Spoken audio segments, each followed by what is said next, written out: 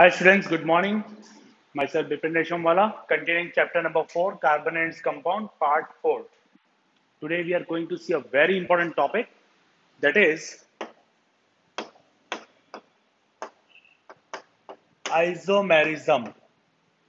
Very important. We have seen regarding allotropes. What are allotropes? Allotropes are the compound of the same element having different structure but same chemical and physical property. Chemical and physical property same होती है, जैसे diamond graphite हमने देखा, chemical physical property same, but structure दोनों के अलग अलग थे। आइसोमेरिज्म में कैसा होता है? उल्टा होता है कि स्ट्रक्चर डिफरेंट है, उसके साथ साथ केमिकल एंड फिजिकल प्रॉपर्टी भी चेंज हो जाती है। तो क्या होता है यहाँ पे, आइसोमेरिज्म किसको बोलते हैं, तो उसके बारे में हम लोग देखेंगे आज। तो let's proceed. Isomerism, organic compound with same molecular formula but different chemical and physical property. Molecular formula same. Isomerism, compounds having same molecular formula but different structural formula, और स्ट्रक्चरल फॉर्मूला चेंज होने की वजह से इनकी chemical and physical property भी change हो जाती है। This phenomena is called isomerism. तो ऐसे कंपाउंड जिसका फॉर्मूला सेम है बट स्ट्रक्चर अलग है, तो इसको बोलते हैं आइसोमर्स, और इस प्रॉपर्टी को बोलते हैं isomerism. The difference in the property of these compound is due to difference in the structure. Very important, structure में डिफरेंस जो है उसकी वजह से प्रॉपर्टी में डिफरेंसेस हैं। These compounds have identical molecular formula but different structure. Hence, they are called structural isomers and the property is called structural isomerism. तो बहुत ही इंपॉर्टेंट है, तो इसका हम लोग कुछ एग्जांपल भी देखते हैं। सबसे पहला अगर एग्जांपल की बात करूं तो कार्बन 3 से मैं शुरुआत कर सकता हूं, कार्बन 1 और 2 से मैं नहीं ले सकता। इसका मैं रीजन बताता हूं थोड़ी देर में आपको। पहले 3 वाला यानी कि 3 कार्बन में ले लूंगा, सॉरी 4 से शुरू करेंगे, 3 भी नहीं, 4 से। 4 कार्बन ले लिए मैंने। अब इसके आगे पीछे आजू बाजू हमको क्या लगाना रहेगा? हाइड्रोजन।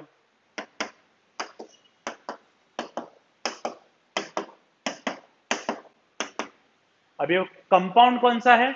C4H10। C4H10 कहीं पे भी डबल या ट्रिपल बॉन्ड नहीं है, ये एक अल्केन सीरीज का मेंबर है। कल के वीडियो में हमने देखा था, अल्केन सीरीज का मेंबर है ये। तो ये 4 है, इसलिए ब्यूट, और क्योंकि सिंगल बॉन्ड है सब में यानी लगेगा एन, ANE। तो ये कंपाउंड है ब्यूटेन, बट इसको हम लोग लिखते हैं एन ब्यूटेन। एन यानी कि नॉर्मल ब्यूटेन। ऐसा क्यों लिखा मैंने? क्योंकि अब इसके स्ट्रक्चर में हम लोग चेंजेस करने वाले हैं। तो अब ऐसा मैं कुछ कर सकता हूं कि ये स्ट्रेट चेन से ब्रांच चेन में आ जाएगा। तो कैसे आएगा? सपोज कि ये वाला कार्बन है, मैं उसको उठा के इसके नीचे या ऊपर रख सकता हूं। कैसे? तो लेट्स सी।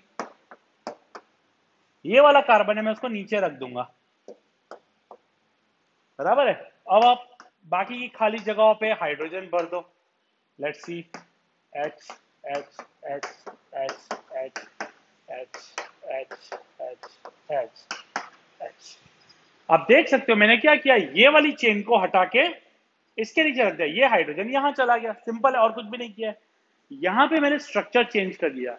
आपको मॉलिक्यूलर फॉर्मूला गिनना है तो वो भी गिन लो। 1 2 3 4 कार्बन है, और हाइड्रोजन काउंट करते यहां से शुरू करते 1 2 3 4 5 6 7 8 9 एंड 10।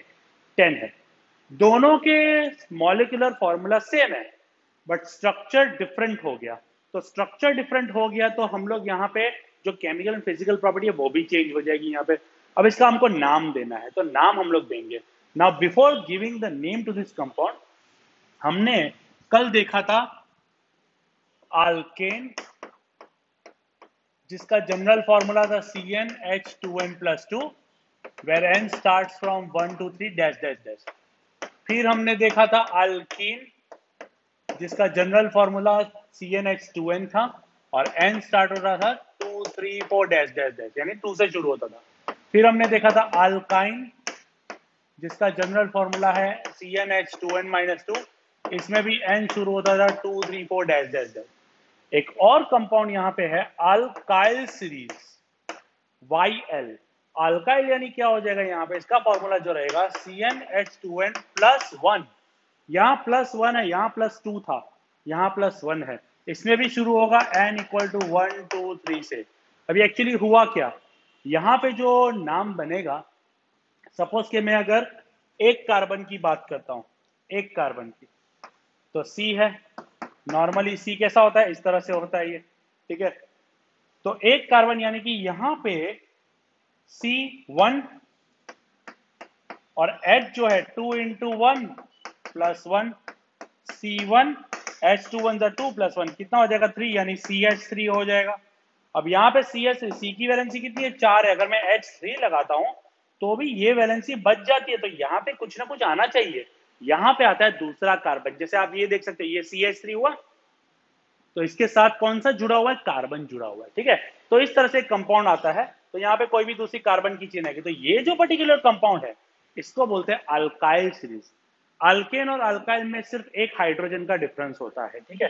तो मैं इसको लिखूंगा कैसे, जैसे CH3 है तो CH3 एक ही है, तो मैथ, और क्योंकि इसके नाम के आगे सफिक्स में हमको क्या लगाना है, YL, तो हो जाएगा मिथाइल। इसी तरह C2H5 ethyl, C3H7 propyl, butyl, hexyl, heptyl, octyl, इस तरह से नाम आएगा, ठीक है। तो ये चार सीरीज आपको दिमाग में रखनी है, alkane, alkyne, alkyne and alkyl, ये चार चीज। तो इसके हिसाब से हम लोग यहाँ पे नाम देने वाले हैं, ठीक है। सबसे पहले तो आपको जो नाम देना है उसकी लॉन्गेस्ट चेन ढूंढो। कार्बन की सबसे लंबी चेन कहां दिख रही है, ये वाली, 3 कार्बन दिख रहे हैं यहाँ पे, ठीक है। अब ये 3 कार्बन यानी कि क्या नाम आएगा, प्रोप, PROP, प्रोप, 3 कार्बन वाला प्रोप, कल हमने देखे थे रूट नेम, ठीक है। 3 कार्बन वाला प्रोप। अब यहाँ पे सेकंड कार्बन के ऊपर हाइड्रोजन नहीं है, उसके अलावा कुछ है, एक कार्बन है, एक कार्बन और आजू बाजू 3 हाइड्रोजन, यानी कौन सा हो गया वो, मिथाइल ग्रुप हो गया यहाँ पे, ठीक है। तो CH3 ग्रुप बन गया, यहाँ पे मिथाइल ग्रुप आ गया। तो मैं यहां लिखूंगा प्रोप टू वाइल, ऐसा मैं लिखूंगा, ठीक है, प्रोप टू वाइल। अब ये वाइल के लिए मैं हम लोग स्पेसिफिक लिखेंगे प्रोप टू मिथाइल। अब प्रोप टू मिथाइल नाम सुनने में अजीब लगता है, तो मैं क्या लिखूंगा यहाँ पे, उल्टा करके लिखूंगा, टू मिथाइल, और प्रोप था प्रोप, और क्योंकि सिंगल बॉन्ड था इसलिए एन, टू मिथाइल प्रोपेन, इस तरह से इसका नाम आ जाएगा, ठीक है। हम लोग आइसोमर्स देख रहे थे, ये मैंने खाली आपको नाम बताया, नाम बाद में भी आएगा कैसे लेते हैं, और फिलहाल मैं आपको आइसोमर बता रहा था। ये स्ट्रक्चर और ये स्ट्रक्चर डिफरेंट है, मॉलिक्यूलर फॉर्मूला सेम है, C4H10 है, ठीक है। इसका भी C4H10, इसका भी C4H10।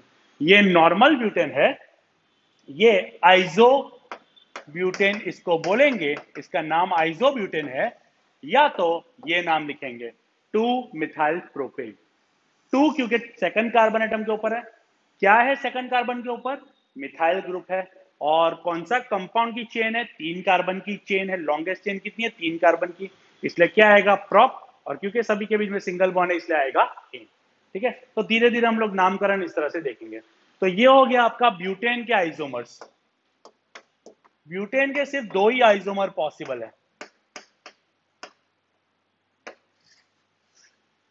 2 ही आइसोमर्स पॉसिबल है, एक ये वाला और एक ये वाला। अब यहां से आप इसको ऊपर वाले पे रखोगे तो सेम ही रहेगा, नाम में कोई चेंज नहीं है। ये नीचे की जगह ये हाइड्रोजन के रिप्लेस करके नीचे, और इसको आप ऊपर रखोगे तो सेम ही रहेगा। हाँ, आप इसको इसके नीचे नहीं रख सकते, अगर आप इसको इसके नीचे रखोगे तो ये ऐसा हो जाएगा,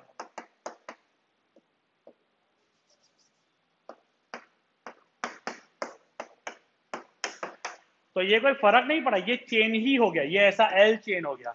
एल चेन नहीं बनाना है हमको, ये स्ट्रेट चेन ही कहलाता है। एल चेन यानी स्ट्रेट चेन होता है, ये स्ट्रेट चेन होता है, ये स्ट्रेट चेन होता है, ये स्ट्रेट चेन होता है, बट ये जो टी बनता है वो ब्रांच चेन कहलाता है। तो ये ब्रांच चेन बना था, ठीक है। तो इस तरह से आइसोमर हुआ ब्यूटेन का। एक और एग्जाम्पल मैं आपको देता हूं,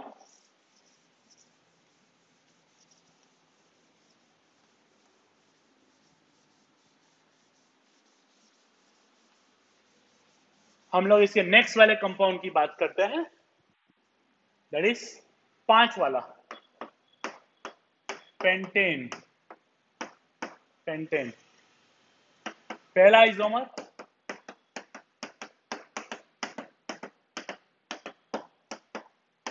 सीधा सिंपल स्ट्रेट चेन,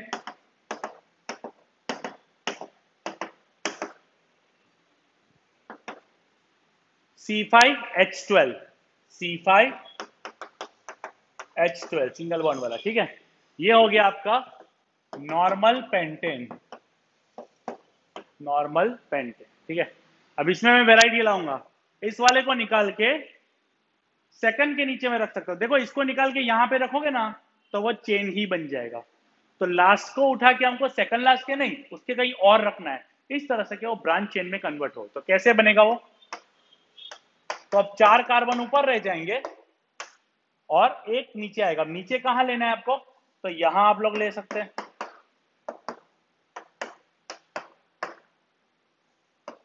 बाकी सब जगह H आएगा। यहां पे 3 है तो यहां पे भी H आएगा। आप काउंट कर लो, 1 2 3 4, 4 कार्बन, 1 2 3 4 5 6 7 8 9 10 11 12, 12 हो गए। तो ये आपका सेकंड वाला हो गया पेंटेन का। इसका नाम हम लोग क्या देंगे? आइसोपेंटेन। या तो इसका नाम क्या देंगे? ओरिजिनल केमिकल नेम क्या आएगा? केमिकल नेम आता है IUPAC नेम के ऊपर से। IUPAC का मतलब होता है international union of pure and applied chemistry. क्या होता है? International union of pure and applied chemistry. World wide में हर जगह ये सब जो हम लिखे ना एक कॉमन नेम है, और जो अब हम लिखेंगे वो इसका IUPAC नेम है। चलो बताओ मुझे, पहले तो लॉन्गेस्ट चेन कितनी है? 4 की। 4 यानी मैं लिख दूंगा ब्यूट, और सिंगल बॉन्ड ये तो मैं लिखूंगा ब्यूटेन। अब ये ब्यूटेन अकेला नहीं है, हम लोग यहां से काउंट नहीं करेंगे 3 कार्बन हो जाएगा, नहीं। जो शॉर्टेस्ट होता है, कल मैंने बताया शॉर्टेस्ट जो होता है, तो यहां से काउंट करेंगे 1 2, सेकंड कार्बन एटम के ऊपर। सेकंड कार्बन एटम के ऊपर कौन सा ग्रुप है? ये तो CH3। CH3 एक कार्बन वाला अल्काइल ग्रुप है, यानी क्या हो जाएगा? 2 मिथाइल। तो मैं लिखूंगा क्या? 2 मिथाइल ब्यूटेन। यहां से 2 मिथाइल और कौन सा कंपाउंड है? ब्यूटेन। तो इस तरह से अब ये जो है, मैं इसको यहां पे करूंगा तो पोजीशन चेंज नहीं होगी, ये स्ट्रक्चर डिफरेंट है। बट इसको मैं यहां की जगह यहां रखूंगा तो 3 मत लिख देना, क्योंकि तब मैं काउंट करूंगा यहां से तो 2 ही होने वाला है, तो उसमें कोई चेंजेस नहीं आएगा। बट हम एक और चीज कर सकते हैं, इसको निकाल के ये जो था उसको सेकंड के ऊपर रख सकते हैं। कैसे? मैं दिखाता हूं आपको।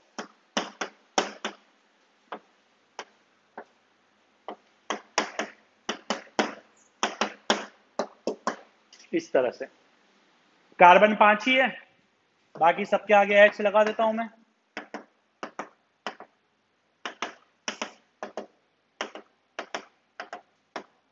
अब आप देख सकते हो इस कार्बन के आजू बाजू में कोई भी हाइड्रोजन नहीं, सभी कार्बन कार्बन हो गए। ये भी स्ट्रक्चर डिफरेंट हो गया इसके कंपेयर में, ठीक है। यहाँ पे देखो ये 3 3 3 3 12 हाइड्रोजन हो गए यहाँ पे। इसको हम लोग बोलेंगे आइसोपेंटेन। क्या बोलेंगे? आइसोपेंटेन। अब यहाँ पे IUPAC नेम आप बताओ मुझे। सबसे पहले 3 कार्बन की लॉन्गेस्ट चेन, 3 यानी कि प्रोप, और क्योंकि सिंगल बॉन्ड है यहाँ पे तो पेन, प्रोपेन तो हो गया, प्रोपेन वाला तो हो गया लॉन्गेस्ट चेन। अब जो नीचे और ऊपर यहाँ जो दिख रहा है उसका भी तो नाम देना है ना। सेकंड कार्बन एटम के ऊपर यहां पे भी मिथाइल है और यहां पे भी मिथाइल है, दोनों जगह मिथाइल है। तो यहां पे हम लोग क्या लिखेंगे? 2 मिथाइल है। तो जब भी 2 मिथाइल सेम कार्बन एटम के ऊपर होता है तो हमको 2 बार लिखना पड़ेगा, 2 2, और 2 मिथाइल है इसलिए di methyl, 2 2 di methyl propane. ये 2 2 हम लोग क्यों लिख रहे हैं? क्योंकि यहाँ पे इसके ऊपर भी है और इसके ऊपर भी है। 2 डाई मिथाइल पेंटेन मत लिख देना, 2 2 2 2 हम इसलिए लिख रहे हैं, पहला इसके लिए दूसरा इसके लिए, और क्योंकि दोनों मिथाइल ग्रुप है इसलिए हम लोग डाई मिथाइल लिखते हैं। समझो यहाँ पे C2H5 होता तो हम लोग लिखते हैं 2 इथाइल 2 मिथाइल प्रोपेन, ऐसा हम लोग लिखते हैं। तो नाम कैसे कैसे आएंगे वो आपको धीरे धीरे प्रैक्टिस करके पता चलेगा, उसके लिए आपको रूट नेम्स वगैरह सब याद करना पड़ेगा पहले, ठीक है। तो ये हो गया इसका IUPAC नेम। क्लियर इस वन सबको? ये हो गया आपका पेंटेन के आइसोमर्स। तो पेंटेन का ये स्ट्रक्चर है, ये स्ट्रक्चर है, ये स्ट्रक्चर है, सबके मॉलिक्यूलर फॉर्मूला सेम है, बट सबके स्ट्रक्चर जो है वो डिफरेंट यहाँ पे हो जाते हैं, और सबके ये IUPAC नेम जो है वो भी चेंज हो गए हैं। ठीक है, इस तरह से। नॉर्मल इसका कॉमन नेम क्या है? नॉर्मल पेंटेन, आइसोपेंटेन, सॉरी नियोपेंट, इसका सॉरी आइसो नहीं, इसका नियो आएगा, नियोपेंटेन, इसका आइसो, उसका नियोपेंटेन आएगा, इस तरह से होता है। और इसके IUPAC नेम मैंने लिख ही दिए हैं आपको। ठीक है, तो इस तरह से होता है। तो कार्बन एटम हमको सबसे पहले जब नाम देते हैं ना, लंबी कार्बन चेन ढूंढनी है। एक बार वो देख लो, उसके बाद देखोगे double bond, triple bond, single bond क्या है, उसके हिसाब से रूट नेम आ जाएगा। उसके बाद देखो कि कहीं कोई और सब्सटीट्यूट्स तो नहीं है, कि H को रिप्लेस करके कोई और चीज तो नहीं आई है, तो अगर आई है तो उसका हमको नाम देना पड़ेगा। फिर ढूंढोगे कौन से कार्बन एटम के ऊपर है, सबसे शॉर्टेस्ट कहां से आता है वो देखना है हमको, और कौन सा सब्सटीट्यूट है या कौन सा फंक्शनल ग्रुप है वो हमको देखना है। Clear this one? तो इस तरह से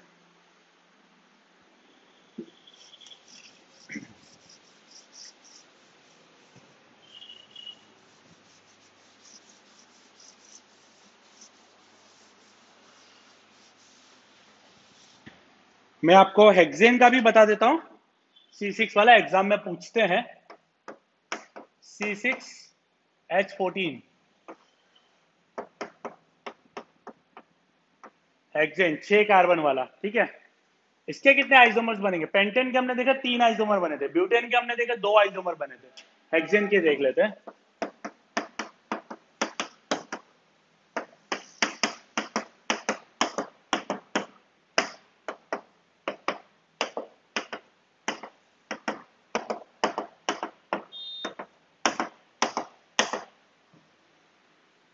छह कार्बन, 6 ऊपर 6 नीचे और 2 आजू बाजू में 14, ये हो गया आपका नॉर्मल हेक्सेन, सिंगल बॉन्ड चल रहा है। दूसरा इसका कंपाउंड बनेगा, बहुत ही इजी है, ये लास्ट वाले को उठा के आप पहले तो सेकंड के नीचे रखो, ऊपर 5 ही रह जाएंगे क्योंकि इसको उठा के तुम लोग रख रहे हो नीचे। अब इसके नीचे रख दो। हमने क्या किया, लास्ट वाले को उठा के यहां रख दिया, और यहाँ का जो हाइड्रोजन था वो हमने यहां रख दिया, सिंपल। ठीक है, तो ये हो गया आपका। अब मैं H लिख नहीं रहा हूं, आप लोग काउंट कर लेना, 1 2 3 4 5, यहाँ 6 7 8 9 10 11 12 13 और 14, इस तरह से।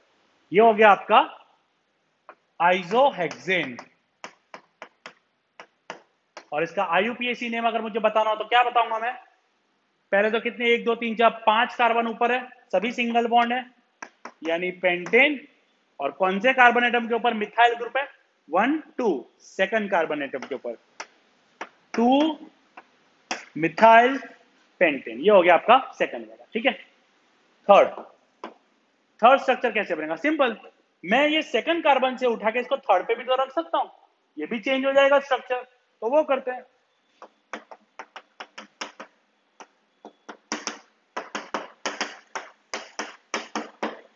ये भी तो हो सकता है ना, नाम में क्या आएगा?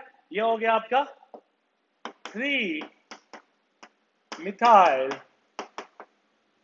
पेंटेन। अब ये मत सोचना कि सब पेंटेन कैसे आ गया, अपने तो हेक्सेन का देख रहे थे, स्ट्रक्चर चेंज हो गया, नाम चेंज हो गया। यहाँ पे है वो हेक्सेन का ही, कार्बन गिन लो 1 2 3 4 5, और ये 6 कार्बन है, इसलिए हेक्सेन का ही चल रहा है ये। ठीक है, तो 2 की जगह थर्ड पोजीशन पे आ गया। अब आप इसको यहां से यहां मत लेके जाना, तो 4 नहीं हो जाएगा, फिर वहां से काउंट करेंगे तो 2 ही हो जाएगा, जो कि ऑलरेडी आ चुका है। तो पोजीशन चेंज करते वक्त थोड़ा ध्यान रखना है हमको। ठीक है, अब ये हो गया।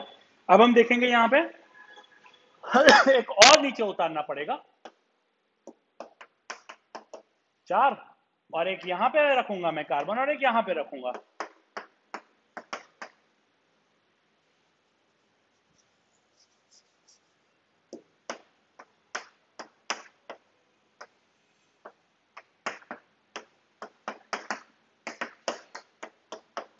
है 6 ही, अभी भी गिन लो, 6 कार्बन है, बाकी सब जगह पे H आएगा, काउंट करना है 1 2 3 4 5 6 7 8 9 10 11 12 13 और ये 14। ठीक है, वही होने वाला है, बट यहाँ पे स्ट्रक्चर चेंज हो गया, ऊपर पहले 5 थे, अब 4 हो गए, नीचे 2 हो गए, तो इसका नाम क्या आएगा बच्चों? 4, यानी ब्यूटेन, ब्यूटेन। उसके बाद सेकंड कार्बन एटम के ऊपर भी मिथाइल है, और थर्ड के ऊपर भी है, वहां से काउंट करो तो सेकंड के ऊपर थर्ड के ऊपर दोनों सेम ही है, तो मैं लिखूंगा 2 3, क्योंकि सेकंड के ऊपर थर्ड के ऊपर है, और दोनों के दोनों मिथाइल ग्रुप ही है, तो मैं लिखूंगा di methyl 2,3 di methyl butane. तो ये हो गया आपका नाम 2,3 2,3 डाई मिथाइल, दोनों मिथाइल ग्रुप ही है यहाँ पे, ठीक है, इसीलिए। और पांचवा, इसमें एक और चेंज आएगा। अगर मैं यहां से हटा के इसको यहां ऊपर लगा दूं तो वो भी तो आ सकता है ना एच की जगह पे।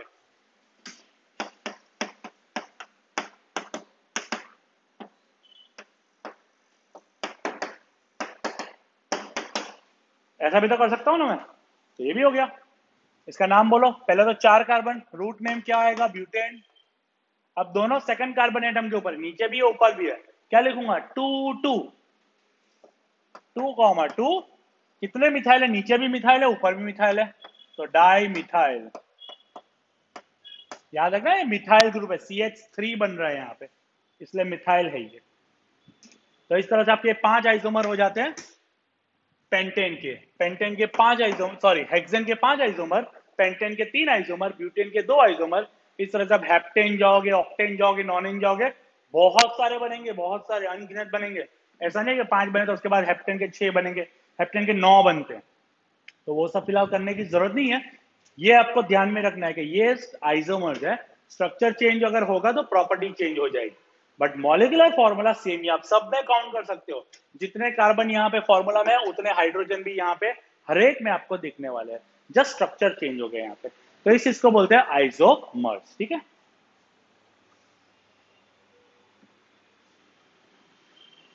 सो now we are going to see something regarding other than carbon and hydrogen. अब सपोज ये अगर है, ये मिथाइल था, इसको मैंने हटा दिया, इसकी जगह सपोज कि मैं क्लोरीन लगा देता हूं। क्लोरीन भी एक एटम की वैलेंसी शेयर करता है, तो यहां पे क्लोरीन भी तो आ सकता है ना। बाकी सब जगह H रख देते हैं।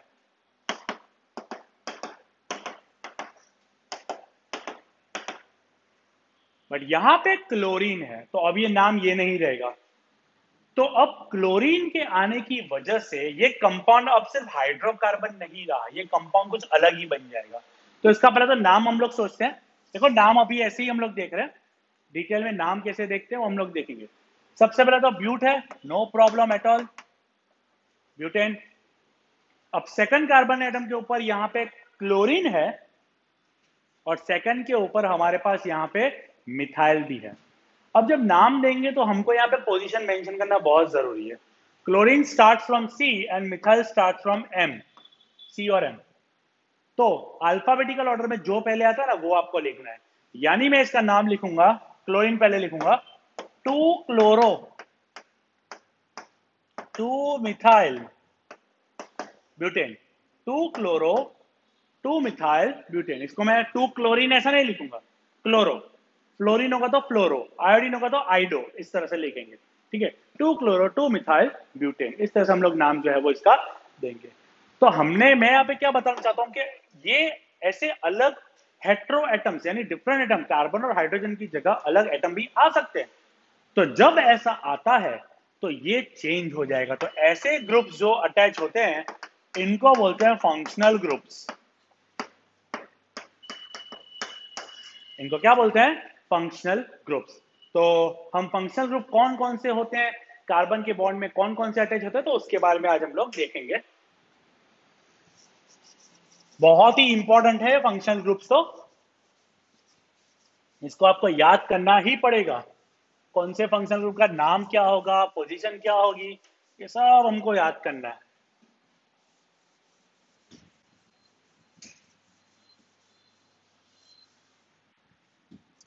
Functional groups,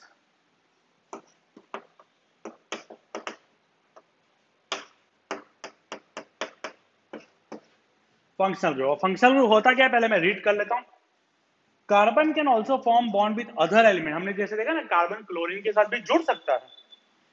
such as halogens, halogens यानी कि एक वैलेंसी एक्सेप्ट करे वैसे, यानी कि क्लोरीन, फ्लोरीन, ब्रोमीन, आयोडीन, उनको हेलोजन ग्रुप बोलते हैं। ऑक्सीजन, नाइट्रोजन, सल्फर अलग अलग के साथ कंबाइन करता है। These are called hetero atoms. Hetero atoms का मतलब यहां पे ये कार्बन और हाइड्रोजन के अलावा का है। These atoms are the group of atom replaces one or more hydrogen, यानी हाइड्रोकार्बन में हाइड्रोजन की जगह निकलता है, हाइड्रोजन निकलता है और उसकी जगह पे कोई ये हेटेरो एटम आ जाता है। जैसे हमने देखा ना, हाइड्रोजन को निकाल के क्लोरीन को हम लोग लेके आए, इस तरह से। And are responsible for the chemical reactivity of the compound. तो जो कंपाउंड चेंज हो जाएगा तो उसकी रिएक्टिविटी, जो एलिमेंट उसकी जगह आया तो उसके हिसाब से उसकी केमिकल प्रॉपर्टी और भी चेंज हो जाएगी, regardless of the length and the nature of carbon chain. Carbon chain कितनी भी लंबी हो, बट अगर एक हेटेरोएटम भी अंदर आ जाता है तो उसकी प्रॉपर्टी चेंज हो जाती है। Hence they are called as a functional group, तो इनको functional group बोलते हैं। The functional group may be defined as an atom or a group of atom, या तो एक atom या तो group of atom which makes a carbon compound reactive and decides its property। functional group वो है जो कार्बन वाली chain में कहीं पे H की जगह पे आते हैं, H को रिप्लेस करते हैं और केमिकल प्रॉपर्टी रिस्पॉन्सिबल होती है उस एटम या उस ग्रुप ऑफ एटम की वजह से। Some important functional groups are there. तो यहाँ पे कुछ हेटेरो एटम्स के बारे में हम लोग बात करेंगे। सबसे पहले मैं बात करूंगा हेलोजेंस। हेलोजेंस, तो हेलोजेंस में कौन कौन सी कैटेगरी है? तो हेलोजेंस में यहाँ पे क्लोरीन, फ्लोरीन, ब्रोमीन, आयोडीन, इनको हेलोजन ग्रुप बोलते हैं। और इसका फंक्शनल ग्रुप का जो बॉन्ड फॉर्मेशन होगा, bond Cl, bond F, bond Br and bond I, इस तरह से आएगा। अब ये बॉन्ड क्यों है? तो ये बॉन्ड के यहाँ क्या आएगा, यहाँ पे आएगा कार्बन, ये कार्बन के साथ जुड़ेंगे। यानी कि अभी जैसे हमने देखा, सपोज कि अगर मैं मीथेन करता हूँ, ये CH CH CH इस तरह से है, तो इस H की जगह पे सपोज के क्लोरीन आ जाएगा या सपोज के ब्रोमीन आ जाएगा, इस तरह से। तो ये दिख रहा है आपको? तो यहाँ पे कौन सा ग्रुप आएगा? ये मिथाइल ग्रुप कोई आ जाएगा, ठीक है, इस तरह से आता है। मिथाइल ग्रुप को हम लोग रिप्रेजेंट कैसे करते हैं? R से, R बॉन्ड Cl ऐसा, यानी इसकी जगह पे कोई ना कोई आएगा, मिथाइल आएगा, C2H5 आएगा, कुछ भी आएगा, पर ये कौन सा ग्रुप है? अल्काइल ग्रुप आएगा, अल्काइल ग्रुप आएगा। क्यों अल्काइल में बोलूंगा, अल्केन क्यों नहीं बोलूंगा? क्योंकि एक हाइड्रोजन यहाँ पे जो है वो तो कम हो गया ना, उसकी जगह पे तो एक हेटेरो एटम आ गया, इसलिए अल्काइल ग्रुप के साथ ज्वाइंट होता है, ठीक है। और इनको बोलते हैं सब्स्टिट्यूएंट्स या तो सब्स्टिट्यूट, इसको सब्स्टिट्यूट बोलते हैं। नाम से ही पता चला सब्स्टिट्यूट क्यों बोलते हैं, क्योंकि ये हाइड्रोजन की जगह ले रहा है, ठीक है, इसलिए उसको हाइड्रोजन को रिप्लेस किया, इसलिए हाइड्रोजन के सब्स्टिट्यूट में आया ये, ऐसा बोलेंगे। दूसरा जो बनता है वो ऑक्सीजन के साथ बनते हैं, ऑक्सीजन वाले ग्रुप वेरी इंपॉर्टेंट। ऑक्सीजन के साथ कौन कौन से बनते हैं? तो इसमें एक सब पार्ट है, पहले अल्कोहल, अल्कोहल इसका स्ट्रक्चर है बॉन्ड OH। इसका मतलब यहां पे कोई ना कोई C वाला यानी अल्काइल ग्रुप लगेगा यहाँ पे, ठीक है। C अकेला नहीं, C के आजू बाजू में H तो होंगे ना, एक वैलेंसी H की जगह पे यहाँ पे OH लग रहा है। OH is an alcohol group, इसको हाइड्रोक्सिल ग्रुप भी बोलते हैं, ठीक है। दूसरा है अल्डिहाइड ग्रुप,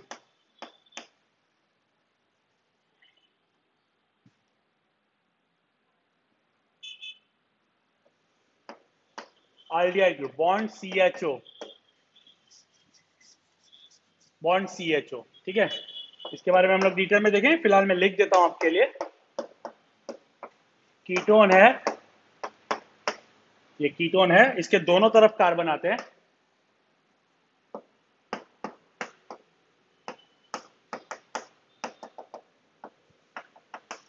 कार्बोक्सिलिक एसिड है,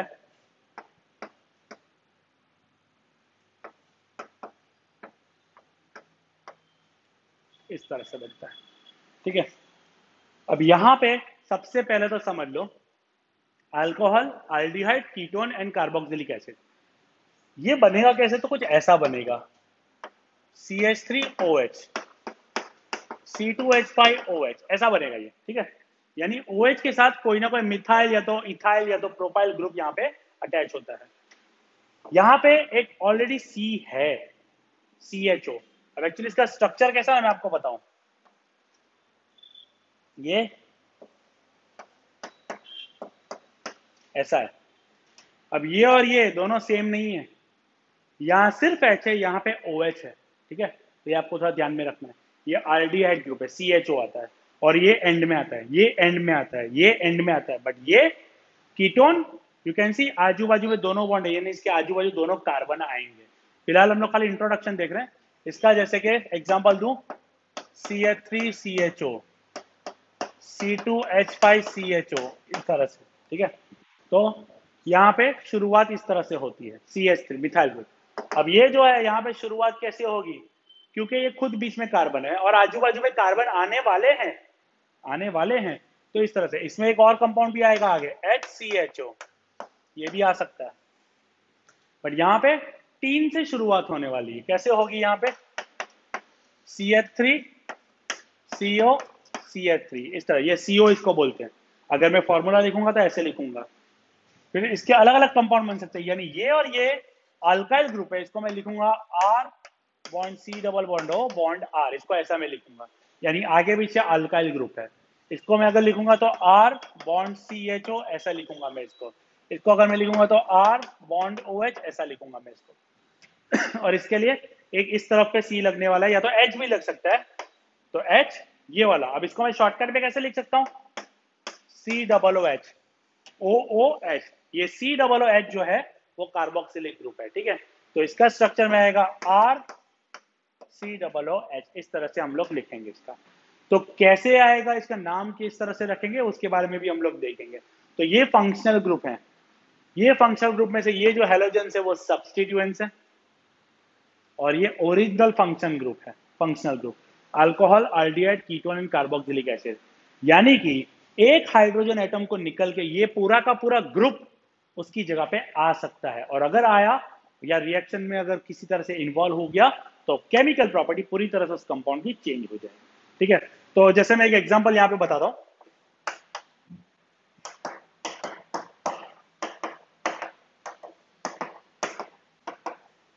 अब ये यहाँ पे इस तरह से है, ठीक है। एक हाइड्रोजन को निकाल के सपोज अगर मैं OH लगा देता हूं, पहले अगर हाइड्रोजन था तो ये क्या था, C2H6 था, और अब क्या हो जाएगा ये C2H5, क्योंकि एक हाइड्रोजन निकल गया, उसकी जगह क्या आया, OH, इथेनॉल। ये इथेन था और ये क्या हो गया, इथेनॉल, और दोनों ही अलग कंपाउंड है। तो आप देख सकते हो कि जब कोई ऐसा फंक्शनल ग्रुप आ जाता है तो प्रॉपर्टी पूरी और तरह से चेंज हो जाती है, ठीक है। तो इस तरह से ये फंक्शनल ग्रुप है, इसको आपको थोड़ा दिमाग में रखना, जैसे जैसे लेक्चर्स आगे बढ़ेंगे और भी डिटेल में मैं आपको समझाऊंगा। Clear this one.